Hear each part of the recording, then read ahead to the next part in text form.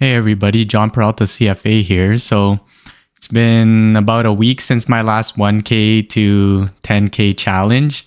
I've been going super nuts on the AI. I've been experimenting with different AIs, and that was a definite rabbit hole. So in this video, I'll go over the 1K to 10K challenge portfolio and then give you a portfolio update. And then let's go over my current LLM collection that I've been kind of experimenting with. So yeah, let's go take a look. So right now the portfolio is sitting at 1.9K. So over the past month, we've seen growth of 2.17%, and the portfolio is up about like $40. Okay, so what's my big winners? You'll notice that one of the stocks that I got went bananas today. But yeah, let's take a look. So my largest position right now is still the Vanguard. The Vanguard S&P 500 index fund, followed by the developed market index fund, and then emerging markets index fund, and then of course the Canadian. So what my plan is like I said before in past videos, I'm going to kind of be focused on increasing my other positions outside of Canada, and then for now, I'll try to just I'm not going to sell any of my Canadian stocks, but as I put more and more money into the fund, I'm just gonna kind of quit putting money into Canada. And the reason why I'm doing that is because I'm planning to add some stocks to the portfolio through quantitative analysis. So I'm going to for my international exposure, I'm going to be using more macro based strategies, fundamental strategies. And then for the bottom up approach, so for the stock picking, I'm going to be doing like quantitative models. So you're going to see me use like machine learning, large language models, and things like that to pick some stocks. So, but yeah, so overall, I'm targeting about like 10% to 15% Canadian exposure. Right now, I think I'm at about like 7 to 10%. I'll take a look. But yeah, over time, this VCN position will be reduced down to 3%, and then I'll have 7 to, I guess, 12% in Canadian stocks. But yeah, my biggest hitters, for sure, the D2L. So Desire to Learn. I purchased that one a couple weeks ago because I read a couple articles about how they're implementing large language models. And I really think that large language models are the future of education, right? Like you can definitely speak with large language models as a student and really use it as a mentor almost, use it as a tutor almost, right? But yeah, I'll have to dig into what made the stock blow up. And then I also purchased TD Bank. So there was some bad news about them. They were fined about $3 billion, but I don't think that, but I think that the market overreacted by slashing their price like that. So I went ahead and just bought some TD. Okay. And then I have some bond positions. India's not doing so good, down 5.11%. And also my China position wasn't doing good. I was kind of bullish on that. But yeah, I'm going to try to maintain my China position at about like at least overweight 2 to 3%. So I have some emerging markets economies with India as well as China. So by adding some China in with a separate ETF and India position with a separate ETF, I'm actually adding on to my China and India position. Okay, so let's take a look at just my portfolio weights. So right now, S&P 500 Vanguard is 53%, and I add this JEPI 1.35 to that S&P 500. This JEPI is basically just the S&P 500 with covered calls on it. I just bought that for fun to I don't know. I just bought that one for fun just to check out what goes on with that. Vanguard, all cap, ex North America. So developed markets except for US and Canada. I've got that at 13.5%. Eventually, I'm trying to get this to about maybe like 20 to 30, maybe like the 20 to 30% range. And then I'm going to try to maintain like the emerging markets at about 10%. And then, like I said, this Canada all cap, I'm going to reduce this slowly to 3%. That way I can make some room for stock picking it just within the Canadian market. And then eventually, like, I think I'm going to maintain this portfolio. I'm going to get to from 1K to 10K. And then I'll see whether or not I just add more and more money to this fund, or I just start up a new fund and then I do two. Like I'll do like a 10K to 50K challenge, and then I'll do another one for like my US or whatever I feel like doing, whatever I think is fun. But for sure, I want to be trying to apply more quantitative models because I think it's really cool. I've noticed like a lot of people started following my channel for the quantitative stuff, like the AI stuff. But yeah, what else? Tech.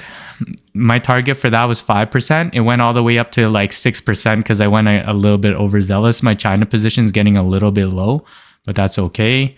We'll probably try to target. We'll try to increase that a little bit. And then the things that I've been slacking off on is definitely like my bond position. I just every day. So I put money into the account every day.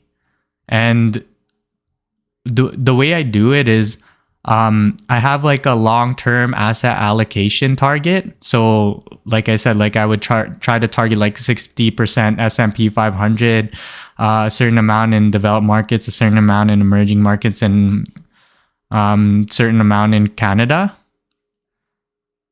But every day, like I just feel I just don't have the motivation to hit buy on a bond. I just don't. It just even when I think rates are going down, I just feel like the stock market's going up. So I go ahead and buy more and more. I meant like the interest rates are going down and bonds go up, right? Like usually that's the mechanism. But I always lean towards the stocks for now. So and I've been having a lot of fun with it. So I'm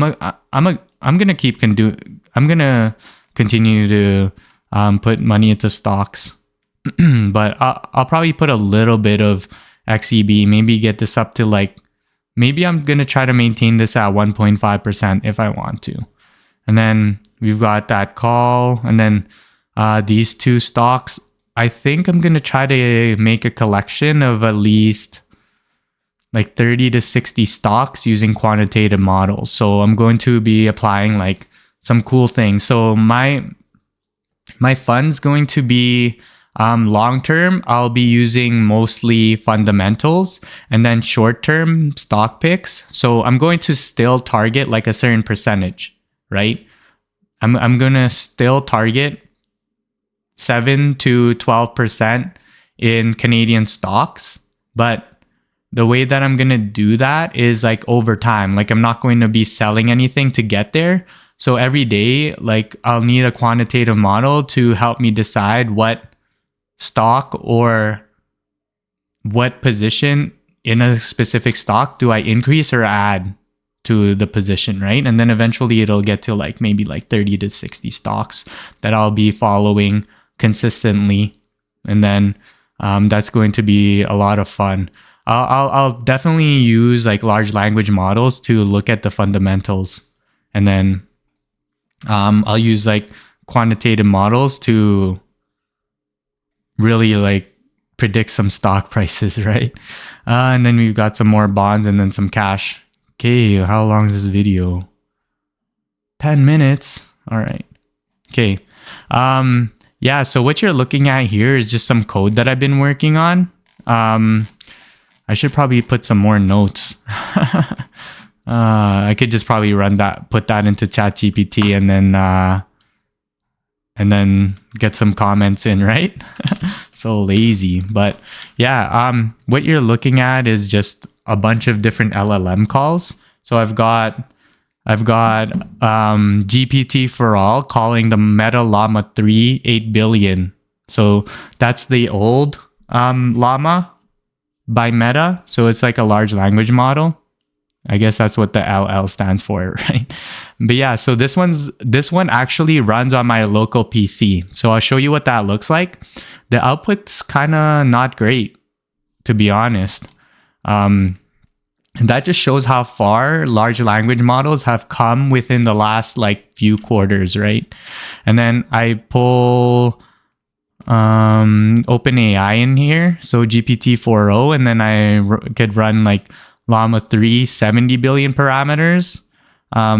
This is probably like Llama 3.1 or Llama 3.1. But yeah, we can go over that. This should be Llama 3.1, but I was probably screwing around with the Llama 3. And then I've got the Claude 3.5 Sonnet, and then I've got the Gemini model, which is Google's model. And then I've got those 4 different models. And in a past video, I went ahead and actually fed these models into one larger model to show you that to kind of show you what ensemble learning looks like. I'll eventually do like a full focused ensemble learning video. But yeah, okay, so let me share with you what the output is. So what this is saying is just like printing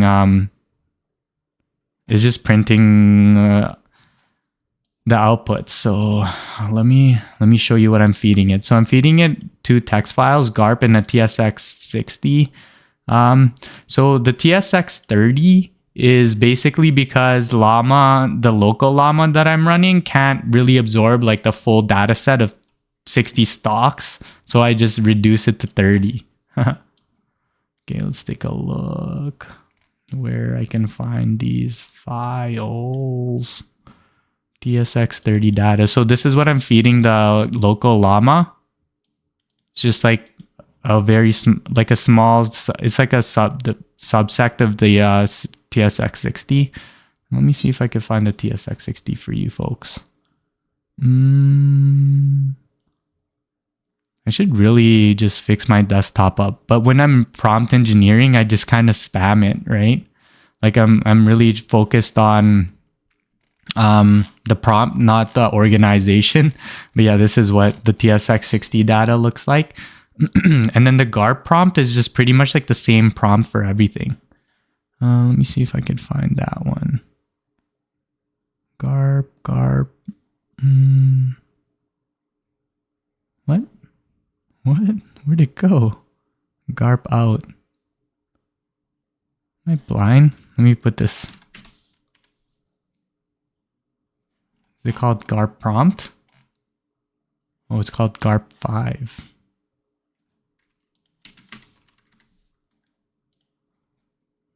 Okay, but yeah. So this is just what I feed it. I feed it like a simplified prompt. Do not do a partial analysis. The reason why the prompt is simplified is so that I could run the same prompt for all the models. And then I don't have like a very nice one for OpenAI, and then you get like a really cool prompt, or like you get a really cool output. That would be kind of unfair to like the other 3 models, right? But yeah, do not do a partial analysis. Eliminate 50 stocks using GARP philosophy. Explain why each stock was kept. Explain why each stock that was kept was not eliminated. So that kind of reduces the output tokens from the model. So I can like get the same kind of output from everything, and then output a table in tabular format. And then this is kind of like the format that I want it in, right? So, okay, we're going to run all 5 of them, and then we're going to see like a couple different reports. Let me zoom that in so you guys could see that. So let's hit it. Shift F10 for the shortcut. Oh, what is this? Oh, yeah.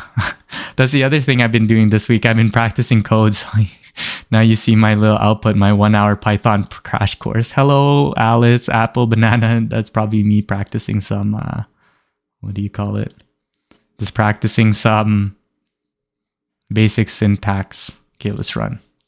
Shift F10. But yeah, I think somebody asked me, hey, John, like, are you ever going to release this code? Yeah, I'm going to release this code. It's just I have to remove like my name and whatnot. And then I think I could feed this into the description, I think. But yeah. Okay, so found Llama 3B instruct. So this specific report takes a long time because I'm pulling from the local Llama, right? But yeah, so that's the output. And then you can see like the output table is like not as great. Like this is Llama 3. This is Llama 3. It's not actually doing anything. Like it's not doing any analysis. Here's a sample of what the output will look like. Please note this is hypothetical data. So it's kind of annoying, right? What did the prompt say? Do not do, okay, maybe I should put do not also do hypothetical data. But yeah, that's kind of annoying. Okay, let's look at the Llama 370 billion parameters. So this is basically like the same generation as the 8B, but it's ran on Claude with more parameters. And then it would come up with its own philosophy, right? Like I never ever put a philosophy in there. It's just kind of doing it. It's just generating it. PE ratio higher than 20, and then eliminate stocks with the PEG ratio less than 1.5, and then it like says cap. So these are like all the stocks that it would keep, and then I would feed that into like the meta model, so to speak, to choose only from these stocks. But yeah, like in my other video, I had like a value stock or a value model, GARP model, and a momentum model, and I just fed it all the same data set. In the future, I'm going to feed each model different data sets, only specific to what they're going to be analyzing. But yeah, so okay, let's look at the GPT-4o output. So now you can see like these ones are definitely not hypotheticals, right? Like it's actually eliminating.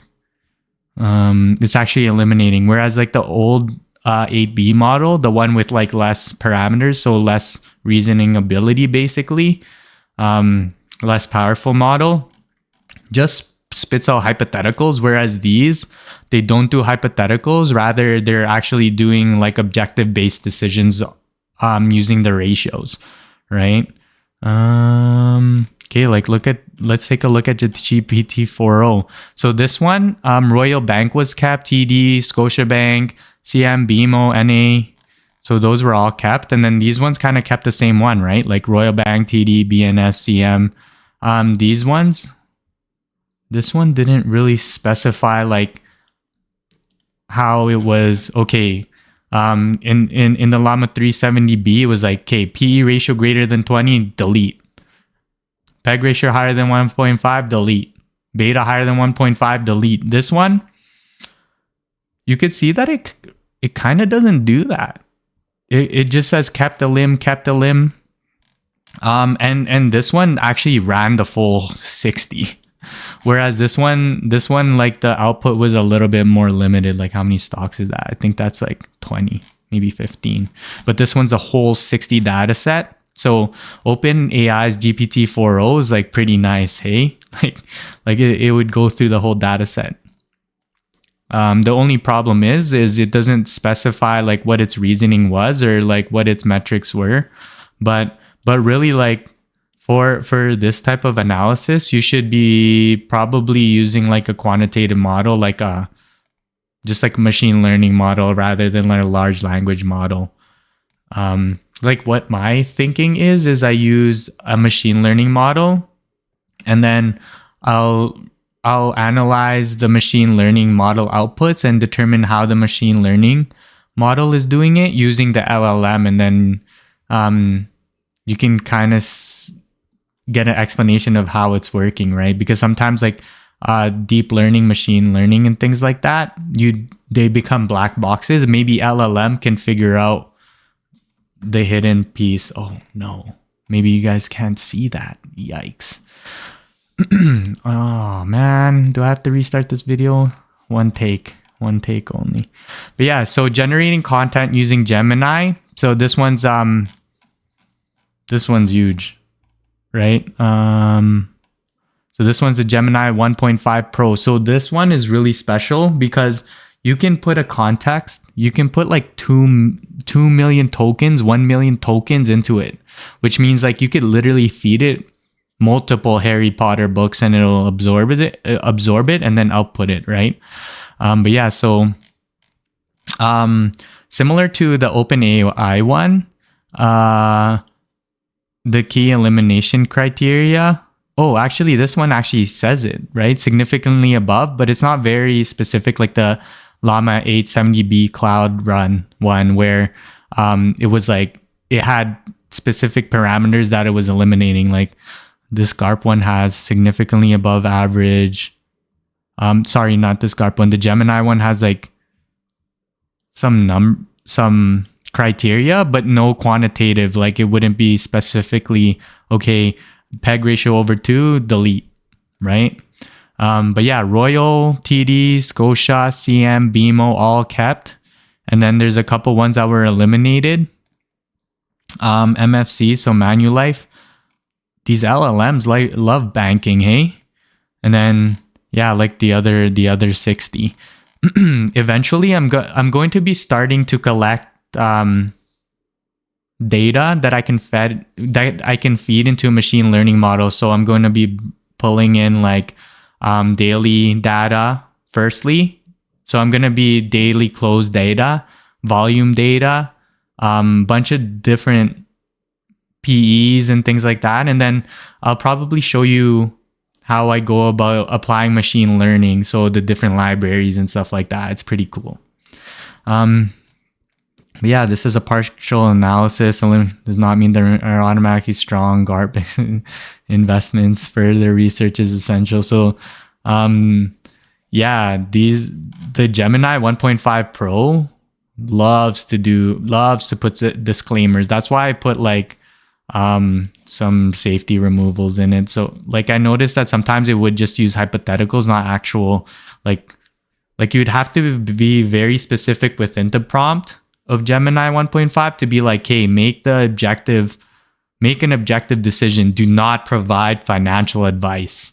And then if you put that into the prompt, it usually like spits something out, but sometimes it doesn't. I think this Claude 3.5 Sonnet, I gotta give a little bit more money to Anthropic, and then I'm going to get like bigger outputs similar to how Gemini and OpenAI are, because like right now my input tokens are kind of limited to the 3.5 Sonnet, and then it outputs like a very low amount of stuff. Like I want it to be like the full 60. But yeah, so let's see what it kept. Oh, actually maybe this actually followed what I wanted it to, right? Because when I look at this prompt, eliminate 50 stocks and explain why each stock kept was not eliminated, and then output a table in tabular format. Maybe this is like actually the best because it followed my instructions, right? But yeah, if you take a look, TD, BMO, POW, GWO, MG, CTC, SAP,